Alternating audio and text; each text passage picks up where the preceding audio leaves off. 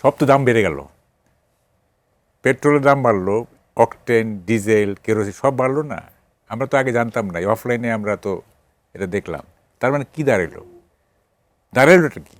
তার মানে বোঝা যাচ্ছে যে এই সংকটটা দিন দিন প্রকট হবে।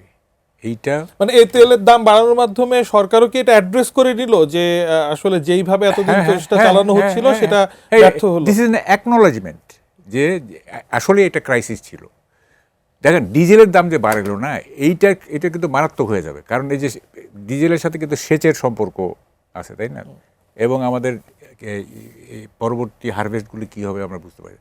সংকট কিন্তু নানাভাবে চেপে উঠতেছে। যেমন ধরেন একটা হচ্ছে যে রেমিটেন্স, এই যে আপনার যদি এই ওয়ার যদি মানে না থামে তাহলে রেমিটেন্সে এটা চাপ পড়বে।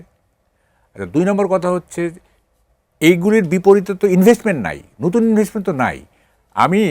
আমাকে তো এখন নানা জনে নানা ইনফরমেশন দেয়। আপনার শেখ হাসিনার আমলে যে 100টা ইকোনমিক জোন হয়েছিল না, ইকোনমিক জোনগুলি সব স্থবির হয়ে আছে, কোনো ইনভেস্টমেন্ট নাই।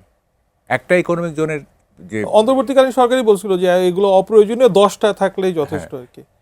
উনি তো অনেক কথাই বলেন, উনি প্রয়োজনটাকে বলছেন অপ্রয়োজন, অপ্রয়োজনটাকে বলছেন অপ্রয়োজন। বিডার চেয়ারম্যান যিনি এখনো দায়িত্বে আছেন তার কথা, উনি তো একই কথা, ওই একই তো কথা। বিডার চেয়ারম্যান আর ওনার মধ্যে পার্থক্য কী? হ্যাঁ, এইসব লোকরা হায়ার করে আয় না, মানে কি বলবো আর।